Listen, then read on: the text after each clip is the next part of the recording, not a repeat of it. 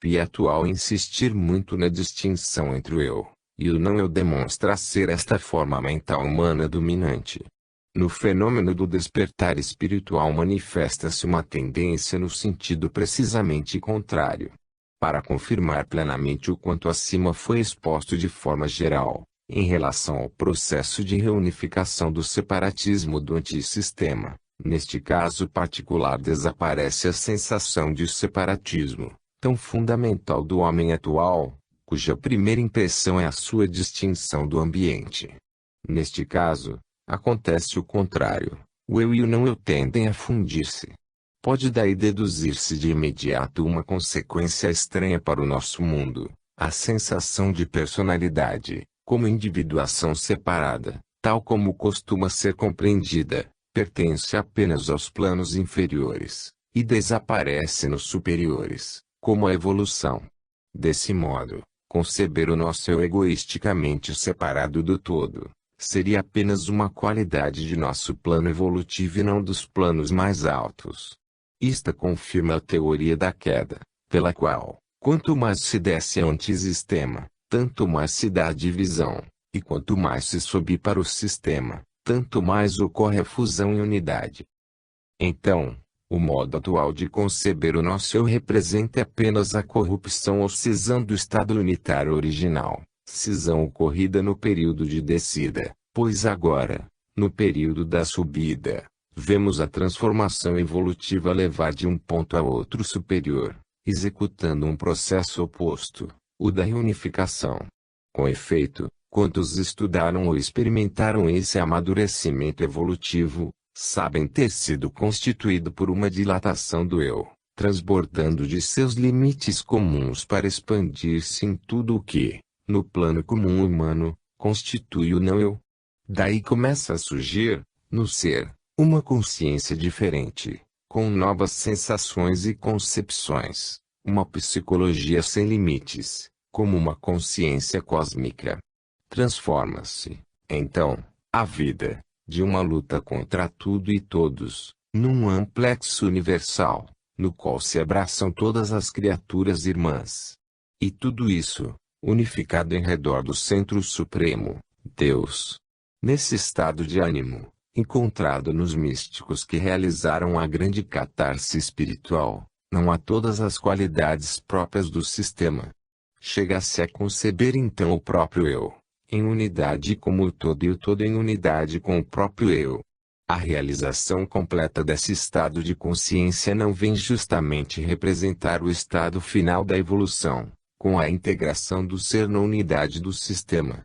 Naqueles que subindo começam a aproximar-se, o universo não aparece mais separado do eu, exterior intensivo, mas sim como consciência de si mesmo, como um todo permeado da presença vital de Deus, do pensamento e da inteligência de sua lei, como um ser vivo, dirigido por um eu universal, dentro do qual existe nosso eu, como um momento seu, de cuja consciência faz parte a nossa consciência.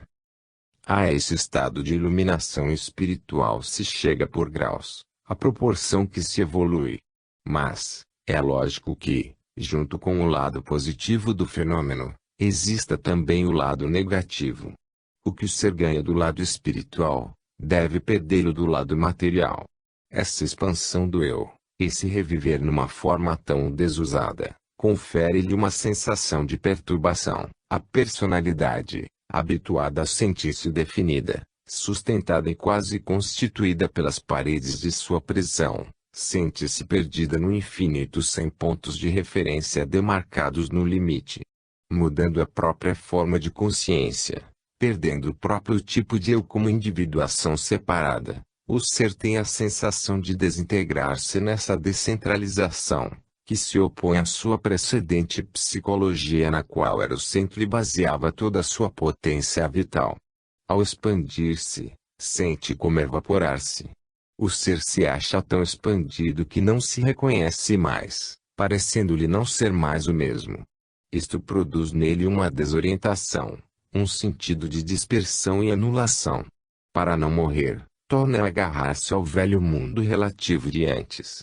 Esta é uma fase de luta e de contrastes, de onde derivam os distúrbios dos quais já falamos. O que acontece então? O eu não morre, de maneira nenhuma.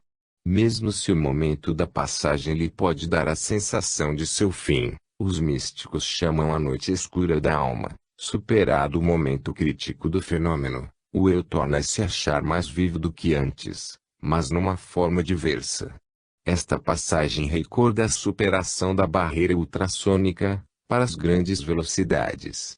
Momento perigoso, porque, muitas vezes, o inconsciente continua a agredir, embora também protegido pela sabedoria das leis da vida. Momento em que se passa do modo de conceber racional ao intuitivo.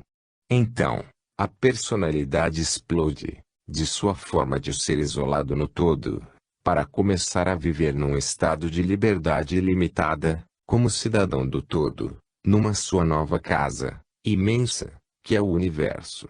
O ser se acha perturbado porque a forma de existir que lhe era própria, e acreditava fosse a única possível, agora lhe vem a faltar. Tudo isso enche de uma angústia de morte.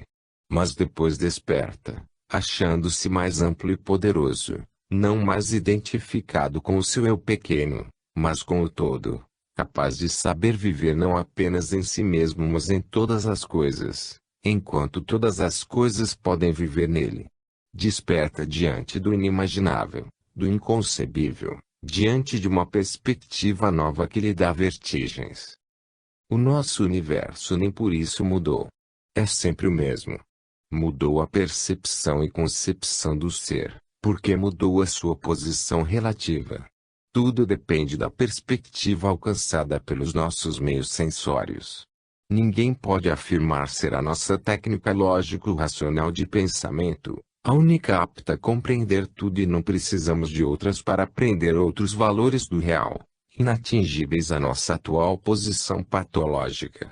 Ao contrário, é provável que, para resolver o problema do conhecimento, pois a forma mental vigente não sabe ainda resolver, sejam necessárias outras técnicas de pensamento, hoje ainda relegadas ao irracional, ou ao inconcebível.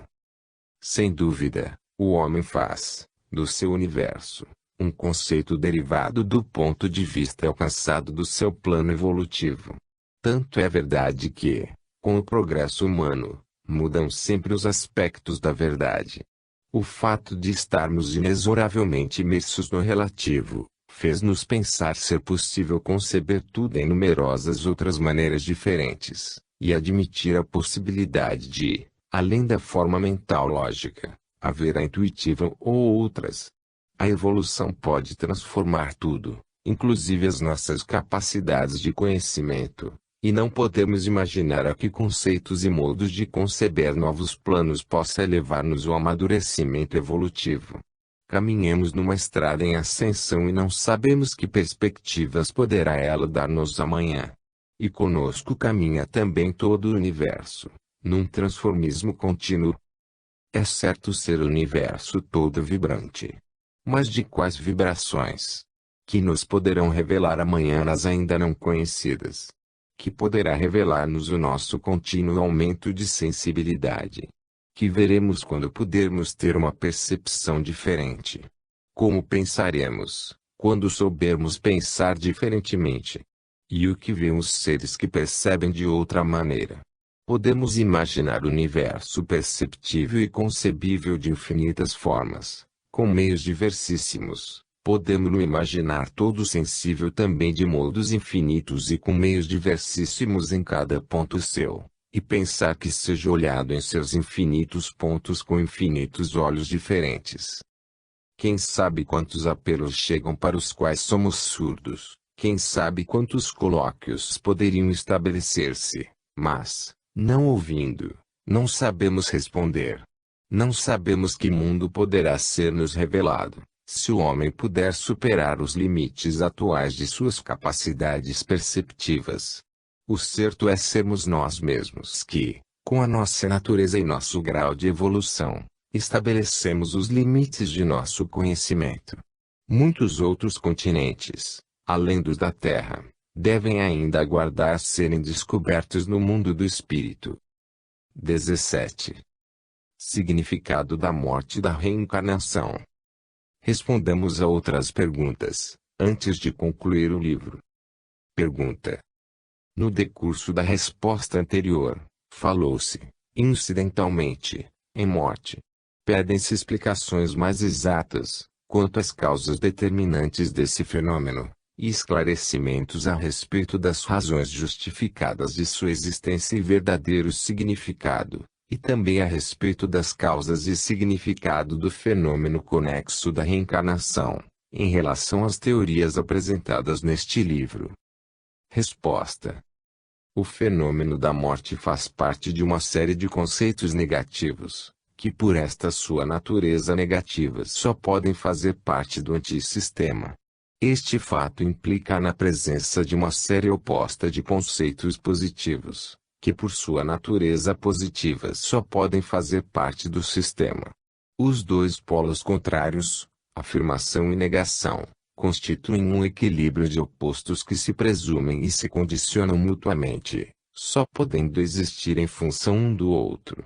A base e a origem do conceito está no polo positivo, em forma de afirmação. A parte oposta só é concebível como sua derivação, por inversão. Assim, em todas as coisas encontramos, ligados aos pares, os dois conceitos constituindo o mesmo princípio, antes em seu aspecto positivo, depois em seu aspecto negativo. Deste modo, no caso agora em observação, a base e a origem do conceito estão no polo positivo, em forma de afirmação, significando vida, sua parte oposta, ou seja a morte, só é concebível em função da vida, como uma corrupção desta por inversão. Por isso, como em todas as coisas, encontramos esses dois conceitos unidos num par, como os dois polos opostos do mesmo princípio, antes em seu aspecto positivo e depois em seu aspecto negativo. O primeiro representa a posição íntegra, situada no sistema, o segundo a posição decaída, corrompida no antissistema. Ora, no estado de perfeição do sistema, tudo é vida e consciência e não há lugar para o conceito de morte e inconsciência. No estado do sistema, o espírito permanece sempre presente em si mesmo, em plena luz de consciência. Aproximamos estes dois conceitos de vida e consciência porque, como dissemos na resposta precedente, a substância da vida é constituída pela consciência do existir e a substância da morte pela perda dessa consciência. Foi dito também que, ao descer, tudo tende a morrer na inconsciência, propriedade do antissistema, e ao subir, tudo tende a reviver na consciência, propriedade do sistema. Explica-se, dessa forma, o estado atual do homem, que tendo percorrido um trecho da subida evolutiva, acha-se a meio caminho entre o antissistema e o sistema, por isso divide sua existência entre a forma vida e consciência, própria do sistema, e a forma morte e inconsciência, do antissistema. Que é a morte, então? A morte é um estado de obscurecimento de consciência, atingido com a queda no antissistema, por inversão da luz da consciência que o ser possuía no estado de sistema. Daí resulta a ser a morte cada vez mais morte, isto é, perda de consciência, quanto mais o ser se encontra imerso no antissistema, ou seja, é um involuído. Por outro lado, a morte é cada vez menos morte, isto é, perda de consciência, quanto mais o ser se aproxima do sistema, ou seja, é um evoluído. Então, entre os dois polos extremos de vida e consciência completas no sistema, e de morte e inconsciência completas no antissistema, a fase de evolução representa a passagem do primeiro estado ao segundo e a fase de evolução representa a passagem do segundo estado ao primeiro. Desse modo, como já dissemos, quanto mais se evolui, tanto menos se morre e menos o morrer é morte. Como a evolução criou a morte, assim a evolução a destrói. Nos planos intermediários nos quais se encontra o homem, temos a parte física, o corpo feito de matéria pertencente ao antissistema, e o espírito representando a parte mais próxima do sistema. O espírito, ao repetir o motivo da queda, se encarna, recaindo assim no antissistema. Essas duas partes representam, no homem, os dois polos já citados, antissistema e sistema, entre os quais oscila cada nova encarnação, para que, evoluindo, se afaste cada vez mais do primeiro e se aproxime do segundo. Que acontece então com a morte? Nessa ocasião, a parte física, pertencente ao antissistema, morre, mas não morre a parte espiritual mais próxima do sistema. Isto acontece como efeito do princípio de que tudo o que pertence ao antissistema morre, e tudo o que pertence ao sistema não pode jamais morrer, por ser feito da vida. Ora, se para o corpo, que em todos os seres humanos apresenta mais ou menos o mesmo grau de evolução biológica, se verifica, na morte, mais ou menos o mesmo desfazimento físico, próprio a toda a matéria orgânica que morre, e quase igual para todos, a mesma coisa não ocorre para o espírito. Se na parte humana os espíritos caem mais ou menos no mesmo cadinho de experiências oferecido pelo ambiente terreno, ainda que excepcionalmente, podem pertencer a planos de evolução mais elevados do que os da média. Eis então, que a morte, se para o corpo pode ser quase igual para todos, pode, no entanto, ser bem diferente para a parte espiritual. Essa diferença será tanto mais acentuada, quanto mais o indivíduo for espiritualmente evoluído e se distanciar dos planos comuns e mais baixos da vida.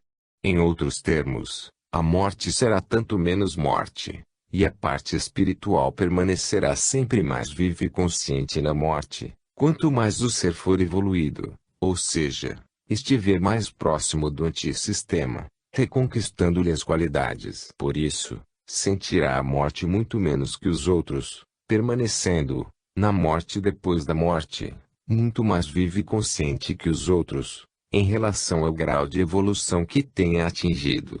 Só o evoluído readquire plena consciência depois da morte, tanto mais plena, quanto mais for evoluído. Consciência quer dizer conhecimento do pensamento diretivo da lei, do plano geral do universo e de sua posição, para realizar, como operário de Deus, a própria função e a do próprio destino de ascensão. Os animais vivem apenas no plano físico do corpo, não podendo, por isto, gozar depois da morte, de uma vida consciente, que não possuem, pois ainda não conquistaram. Saem da vida física e ela voltam por um fenômeno automático, determinístico, assim como caem as gotas da chuva, sem sabê-lo. A massa evoluída da maioria dos seres humanos está pouco mais acima desse nível e permanece semiconsciente, ou seja, com uma consciência limitada ao da sua forma mental sensória no ambiente terrestre. Era aí o centro de vida, e aí permanece. A morte não pode mudar o tipo de personalidade. As ideias dominantes são conquistadas por longa repetição, até adquirir seu hábito. As novas qualidades, constituindo os novos instintos, formam-se com a técnica dos automatismos e não se improvisam nem sequer com a morte. Resulta daí que, comunicar-se mediunicamente como os desencarnados, não representa, na maioria dos casos, senão um transbordar do próprio material humano baixo, do qual a Terra já está saturada e já temos bastante, com pouco a nos ensinar. Não é comum os grandes espíritos descerem para comunicar-se com os homens. Isso somente se verifica por motivos especiais, que não acontecem todos os dias. Com a evolução, o centro da vida se afasta do plano material cada vez mais no sentido do plano espiritual. Quanto mais evoluído o ser, tanto mais a vida terrena lhe é não só a verdadeira vida mas também toda a vida. Tanto mais lhe é preciosa e tanto mais perdê-la significa verdadeiramente morrer.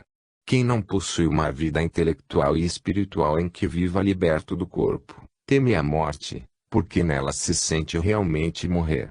Ao contrário, quanto mais evoluído for o ser, tanto menos para ele a vida corpórea é a verdadeira vida ou toda a vida.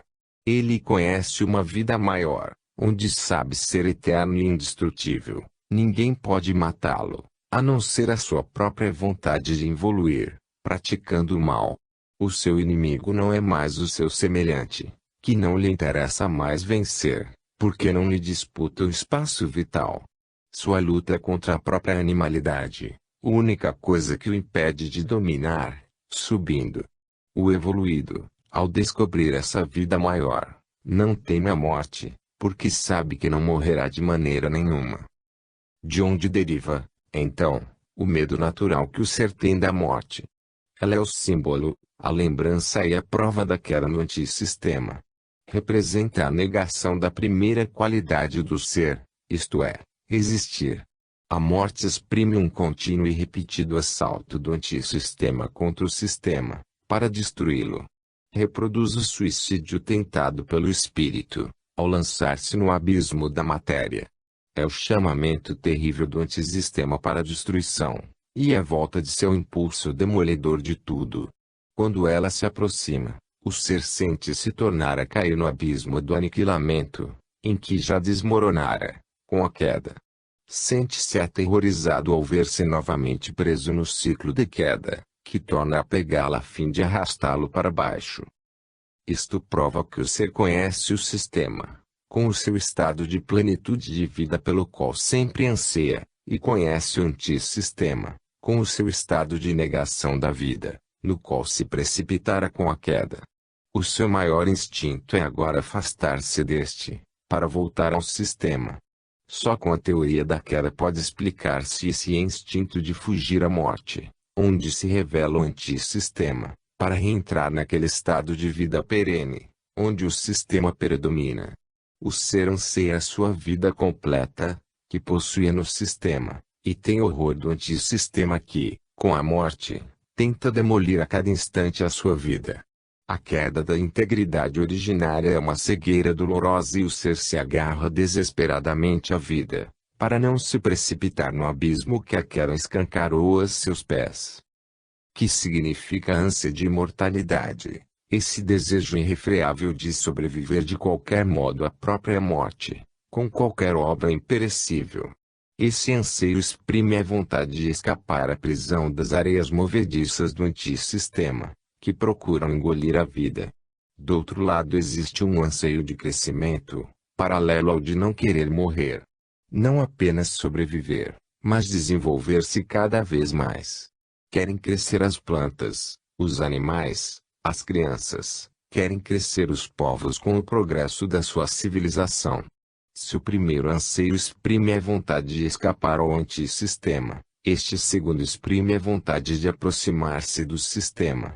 É inegável um fato, por todos verificável, o contínuo esforço do ser para não morrer, defende, desesperadamente, a sua vida a fim de vencer o princípio de destruição, representado em todas as coisas pela presença do antissistema, e é fato inegável também o esforço contínuo para ampliar e reconstruir a vida, para vencer com o princípio da reconstrução, que representa a presença do sistema.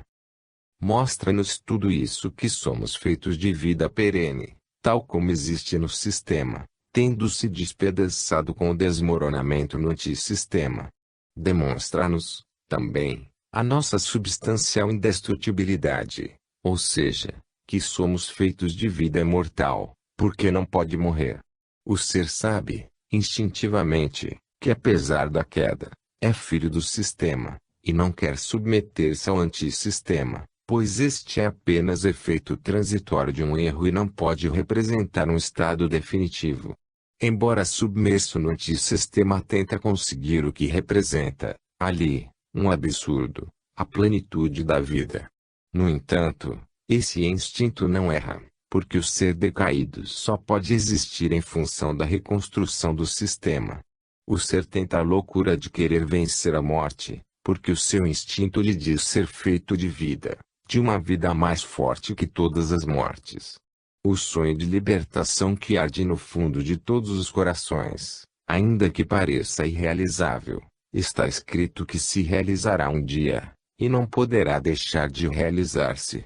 Esse é o significado dos instintos humanos de imortalidade e crescimento, e os instintos não erram. O grande sonho de jamais morrer, há de realizar-se, e para isso espera o ser atingir o cimo da escada evolutiva, onde reencontrará o sistema, e com ele a vida eterna. O elixir da longa vida procurado pelos alquimistas medievais para conseguir a eterna juventude, existe, não, porém, sob forma de bebida, mas de esforço para evoluir, porque com a evolução será reconstruída a vida plena e contínua, não mais interrompida pela morte. Já dissemos, no capítulo precedente, que a evolução, ao permitir-nos o afastamento do antissistema, nos liberta da morte, porque nos leva ao sistema onde esta não existe. Os fatos confirmam estas asserções, pois, quanto mais a vida é evoluída, tanto mais rápida é a mudança à vida-morte a que está sujeita. Que significa isso? No estado monocelular ou microbiano, a vida do indivíduo pode reduzir-se a poucos minutos. Ora, é lógico ser presença da morte tanto mais frequente, e a incerteza da vida tanto maior, quanto mais retrocedermos ao antissistema. Mas, a evolução nos conduz para a vida, com isto reforça as suas posições e, subindo, mais se torna longa e resistente.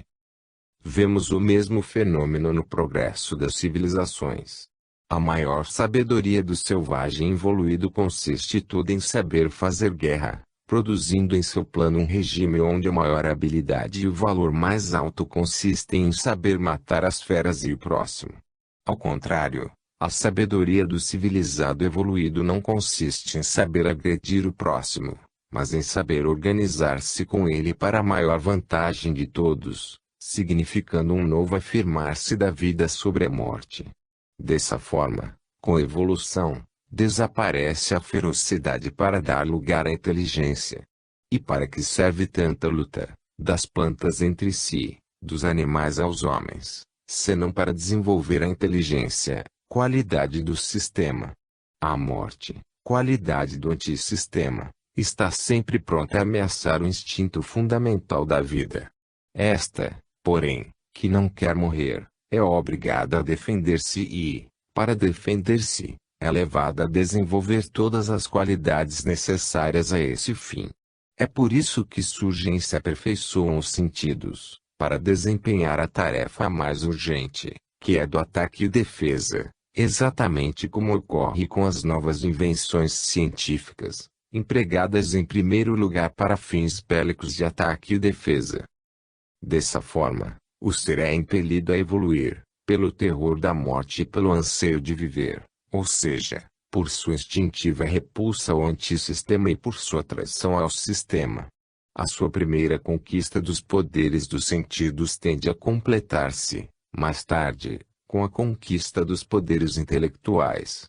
Para o animal, perceber é tudo, tendo, com efeito, muito mais acuidade sensorial que o homem. Este, ao invés, já conquistou, em compensação, outros poderes intelectuais, sendo, com isso possível controlar o valor dos resultados obtidos através das sensações, que o animal aceita cegamente, sem discutir, incapaz de discriminar o seu valor exato. Por isso, tanto o animal como o homem primitivo são muito mais escravos da ilusão sensória em relação ao mundo exterior, do que o homem habituado ao controle de si mesmo e dos próprios meios de percepção. Sem dúvida, um macaco, com seus olhos mobilíssimos, é muito mais hábil que o homem normal e capaz de ver, concomitantemente, tudo o que lhe acontece em torno.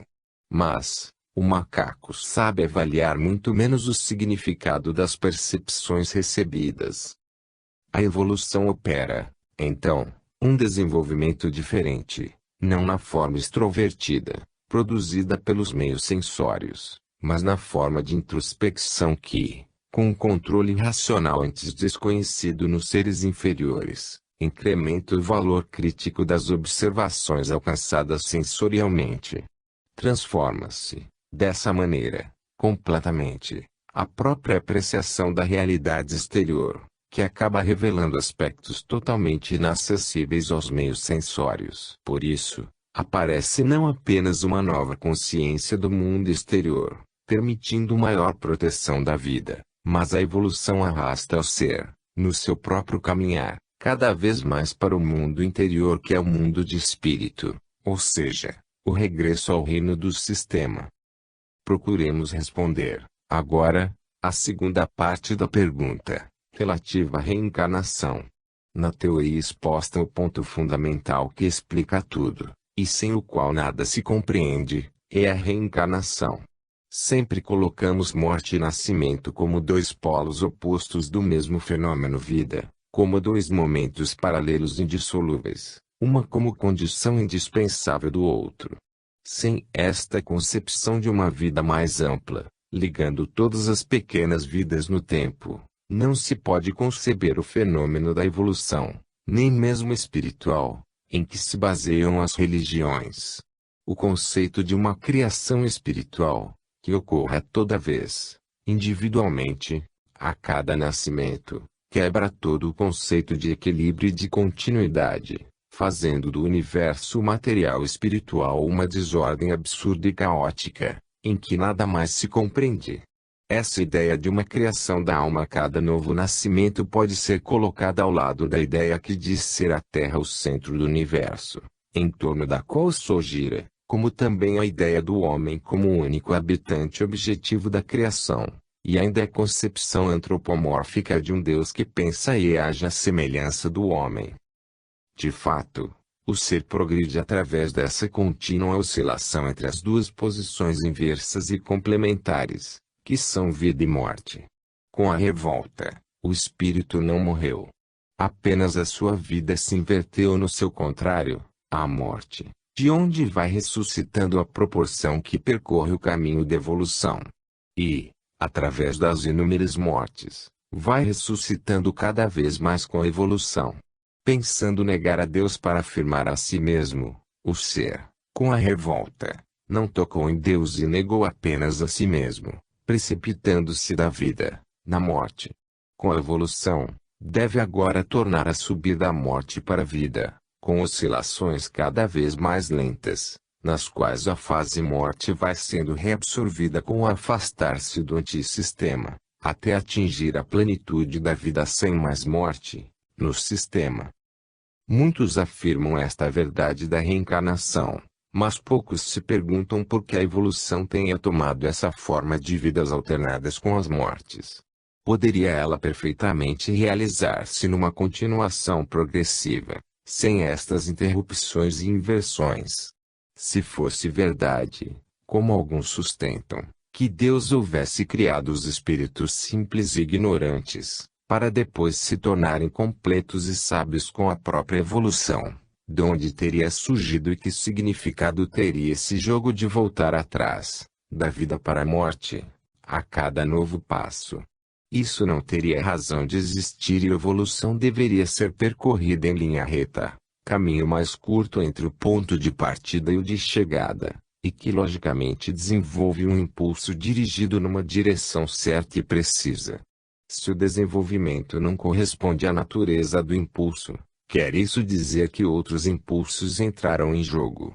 É preciso, então, descobri-los e estudar-lhes o desenvolvimento, como fizemos nesse tratado.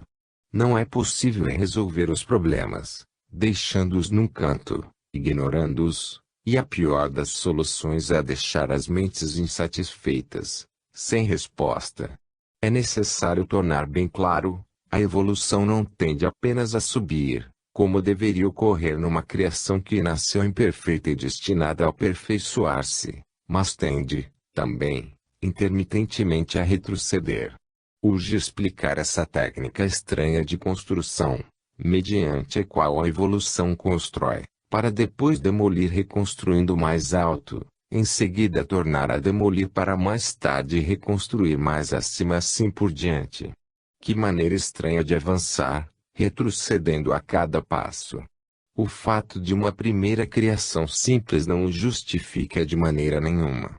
Só com as teorias aqui expostas encontramos a sua plena explicação. Todavia, o mais estranho é isto: justamente alguns dos que mais admitem a teoria da reencarnação, porque faz parte de sua doutrina religiosa, precisamente negam a teoria da queda, porque faz parte de outra religião. Quando Galileu afirmou que não era o Sol que girava em torno da Terra, mas a Terra em torno do Sol, queria afirmar uma verdade científica e não religiosa, e a Bíblia nada tinha a ver com esse problema. Da mesma forma, queremos aqui afirmar uma verdade científica e não religiosa, e a ciência não costuma levar em conta o modo como as religiões resolvem os seus problemas. Além disso, os que admitem a reencarnação e negam a teoria da queda, não percebem como estão ligadas estreitamente as duas coisas, e que, negando a queda, negam o antissistema e tudo mais que possa explicar a presença da morte dessa alternativa vida-morte, chamada reencarnação. Sem a queda não se justifica a reencarnação. A quem nega uma, deve negar também a outra, pois não possui elementos para justificá-la. Se a maior explicação da razão primeira da reencarnação está na teoria da queda, não é possível admitir, logicamente, que se possa crer na reencarnação sem aceitar a teoria da queda que a condiciona. Só com esta teoria pode compreender-se a necessidade desse contínuo voltar atrás, que se chama morte, sempre no meio daquele impulso para frente, que representa o maior impulso da vida. Só com a teoria da queda se explicam essas contínuas contrações das conquistas da evolução, em relação a um passado incompreensível se não estiver situado no antissistema, derivado da queda.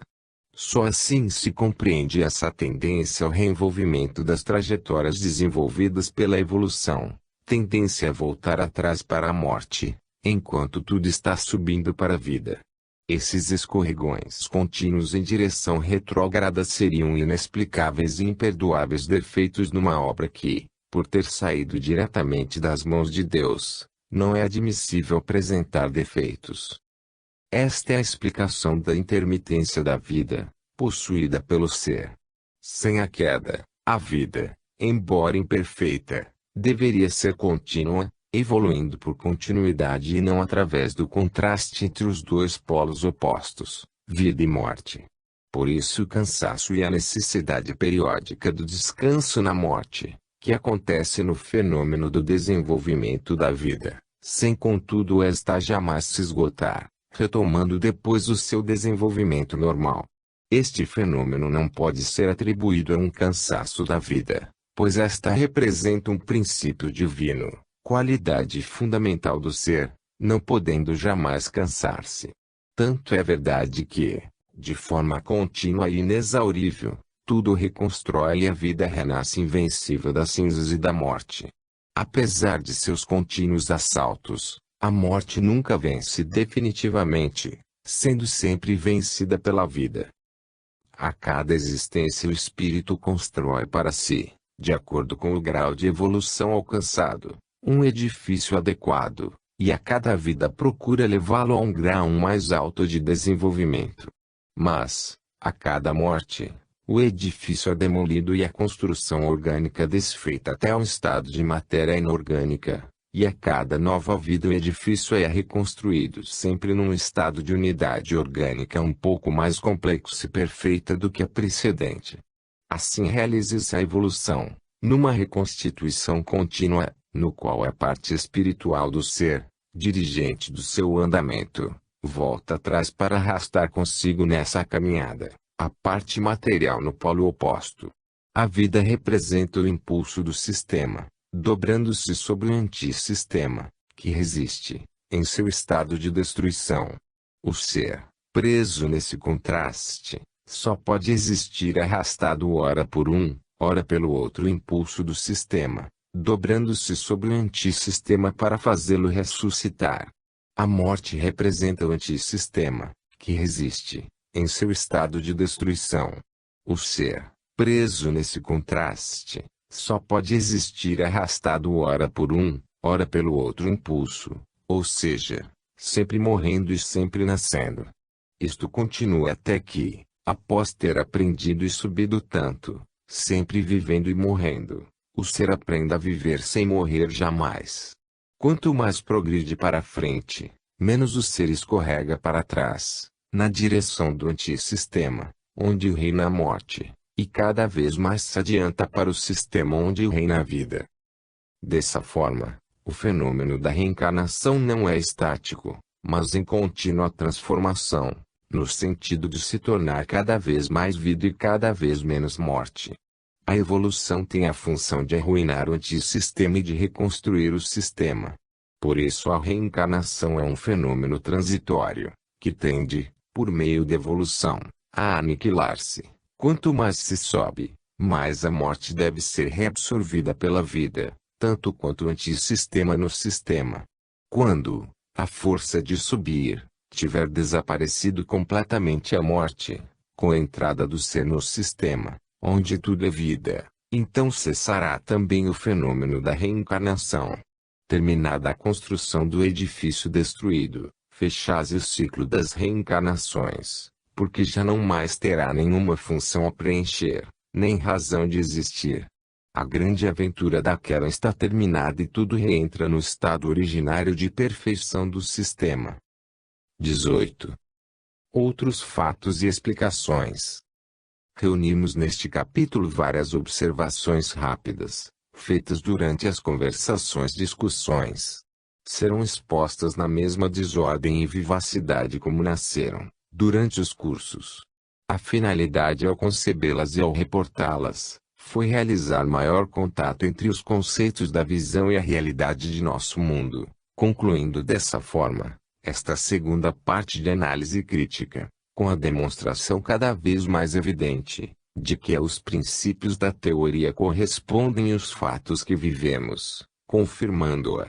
Com isso, não só lhe provaremos sempre mais a veracidade, como poderemos chegar a encontrar e estabelecer uma ponte de ligação entre as remotíssimas primeiras causas, situadas no absoluto, e os seus últimos efeitos, situados no relativo de nossa realidade cotidiana. Guiou-nos neste trabalho de análise crítica, da segunda parte deste volume, a realidade dos fenômenos de todos os gêneros, materiais e espirituais, que estão acontecendo em nosso mundo e que oferecem o único meio em nosso poder de estabelecer um controle positivo da verdade da visão. Este trabalho de análise e de crítica procurou ser exclusivamente objetivo, racional e científico. Quisemos deixar a palavra aos fatos, mais do que às construções filosóficas do pensamento humano ou às afirmações dogmáticas e tradicionais das religiões.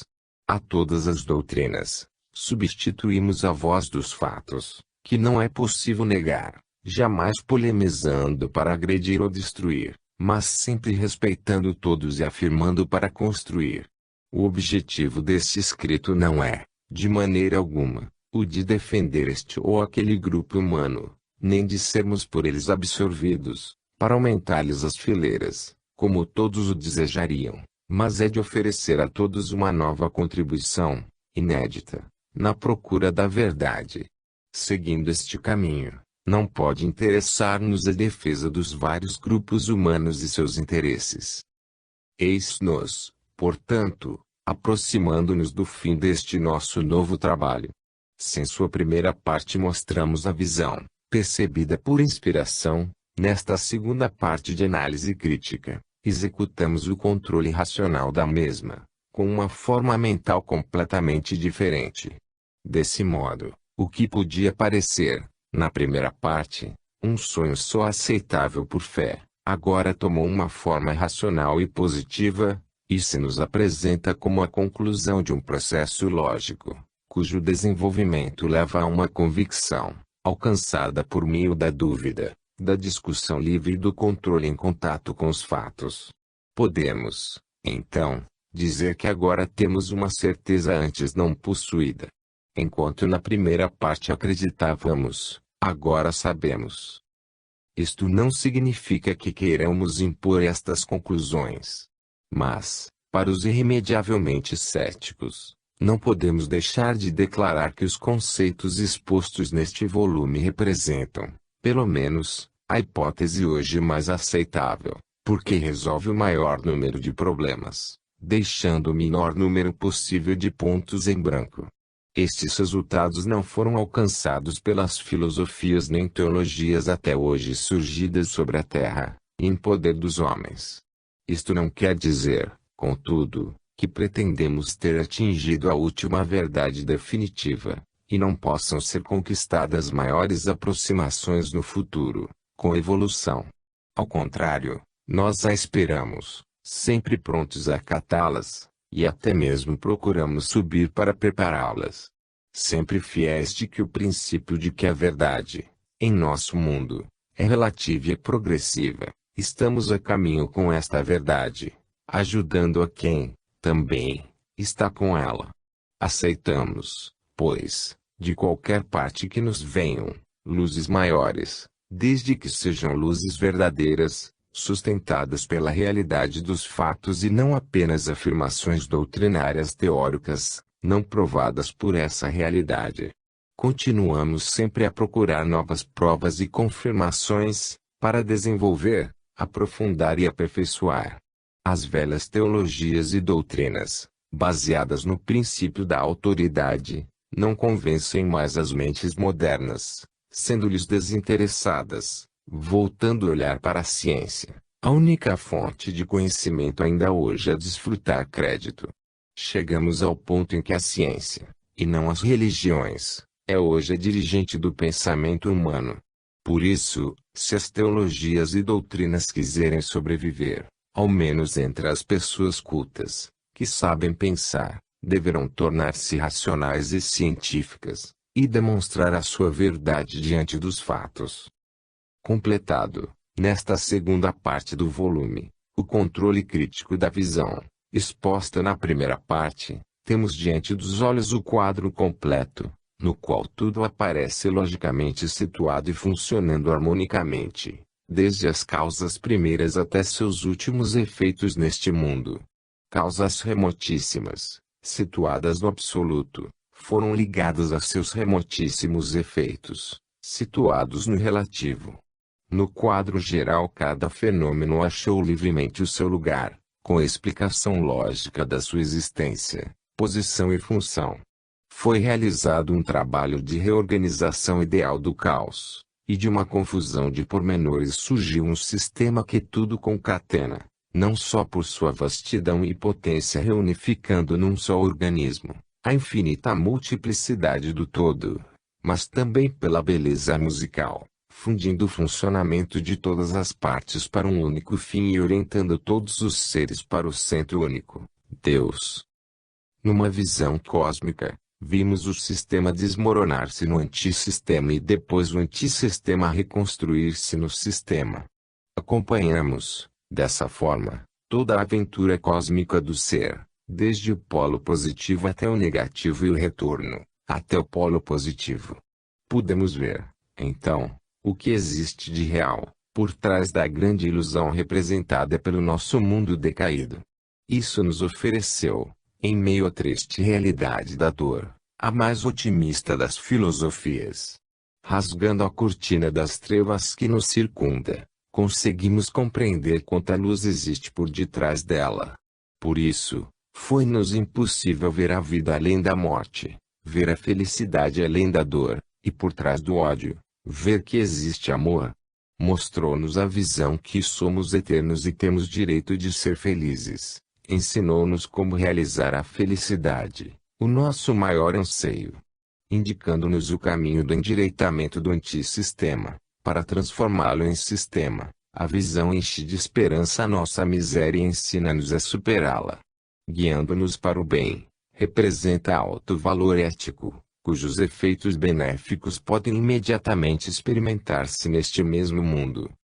Apresenta-se-nos a visão como algo de completo e cabal, porque nos oferece um sistema que é, ao mesmo tempo, filosófico, religioso, científico, ético, social.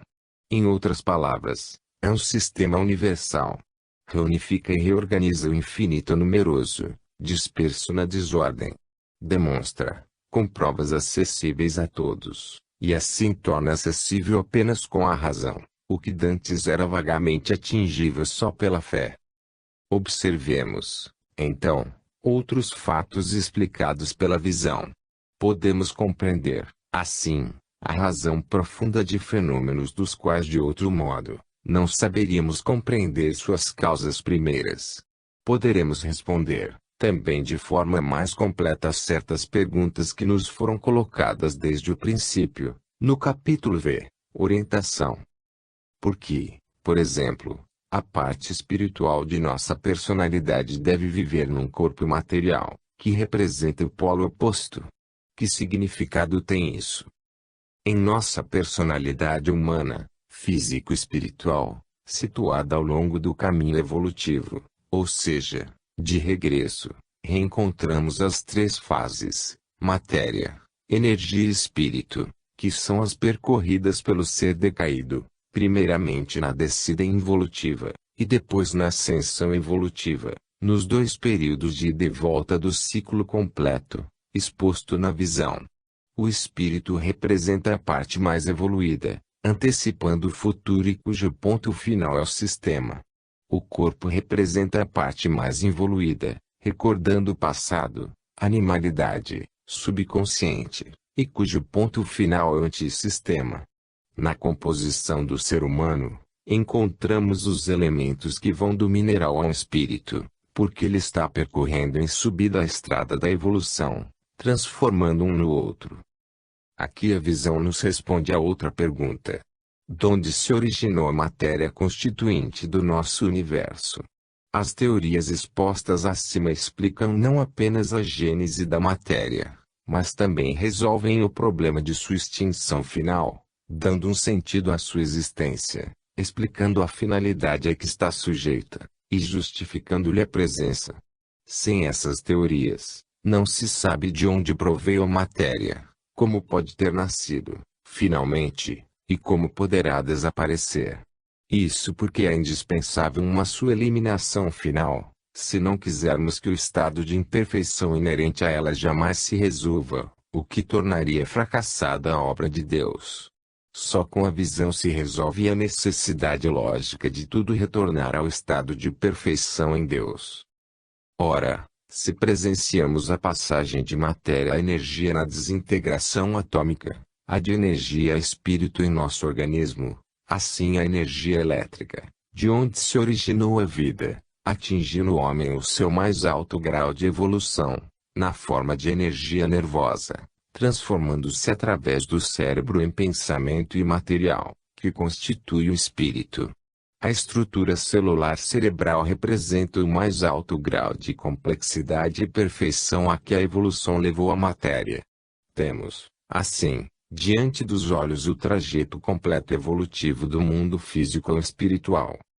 Podemos, agora, dar uma resposta melhor a quem pergunta por que nosso espírito deve viver na Terra num corpo. De fato, verificamos que a vida só chega às funções psíquicas quando conduziu a matéria a tal grau de elaboração e perfeição que transformou a substância mineral em cerebral. Veja a que estado de complexidade deve alçar-se a simples estrutura atômica da matéria inorgânica, para poder tornar-se instrumento de tão altas funções. E podemos reconstruir toda a estrada que foi percorrida para chegar a esse estado, evolutivamente, e a estrada necessária ainda a percorrer.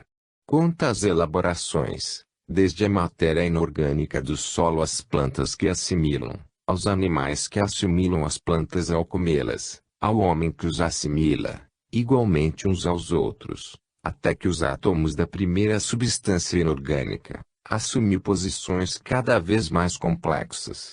Chegam por fim a dispor-se de modos particularíssimos nas evoluídas células cerebrais. Mas, a subida continua. Chegados a este ponto, o espírito de tal forma se potencializou e desvencilhou de sua forma material, que a evolução ocorre além desta, a qual não lhe é mais necessária, como suporte à sua manifestação.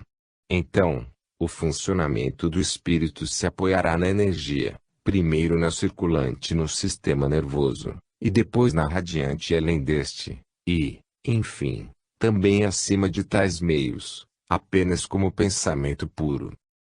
À frente de toda essa transformação, pois, está o espírito que excita a matéria que a sustém, embora dela se nutra, para reconstruir-se.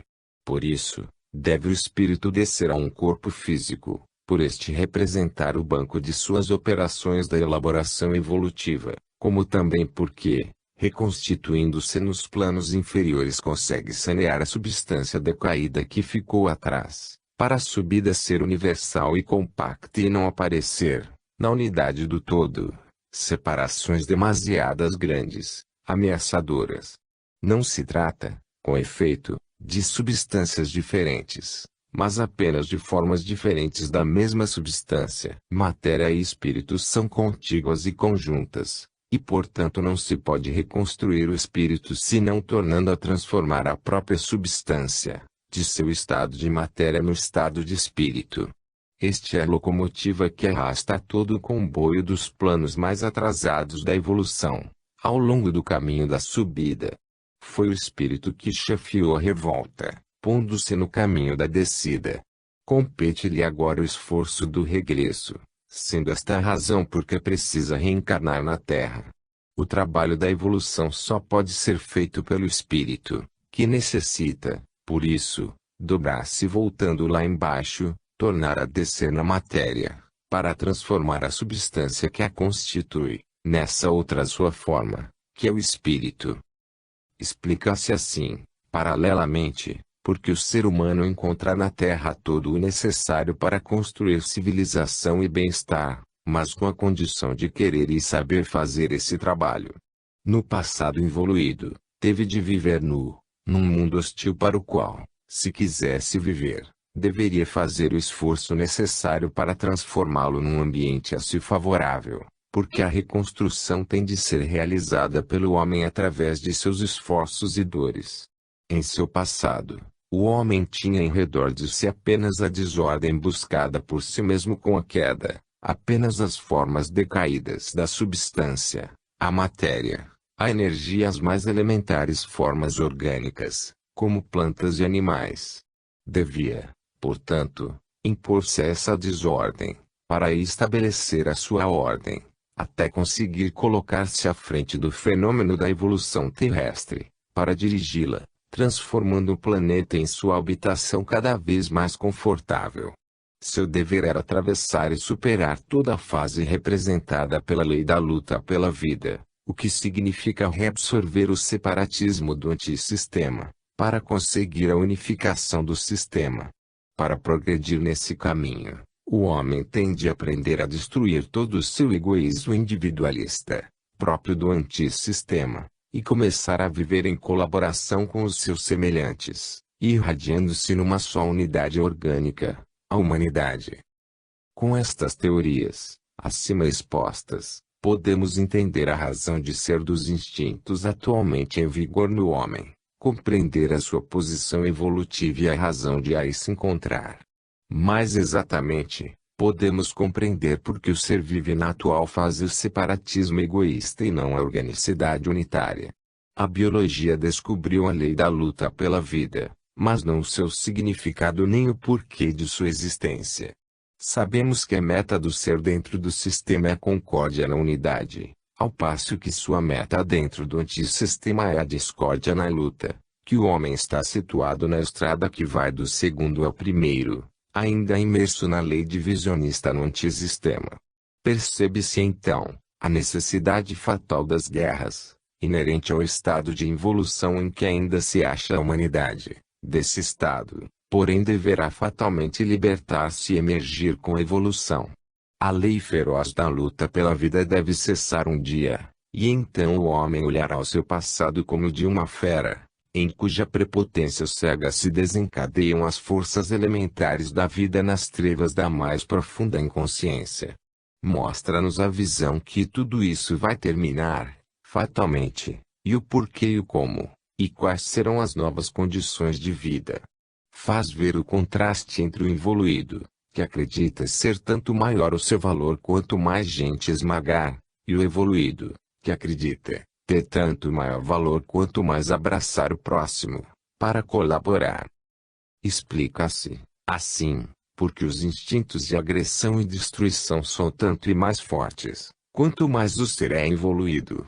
Quanto mais se aproxima do antissistema, tanto mais o indivíduo é levado a ver, em seu próximo, um rival inimigo e, portanto, Ver na destruição deste uma conquista de espaço vital e, com isto, alegria de viver. Para o primitivo, matar é uma vitória e uma festa, não um ato de ferocidade. Só concebe a si mesmo, separado em seu egoísmo tudo que estiver de fora, como qualquer dor alheia.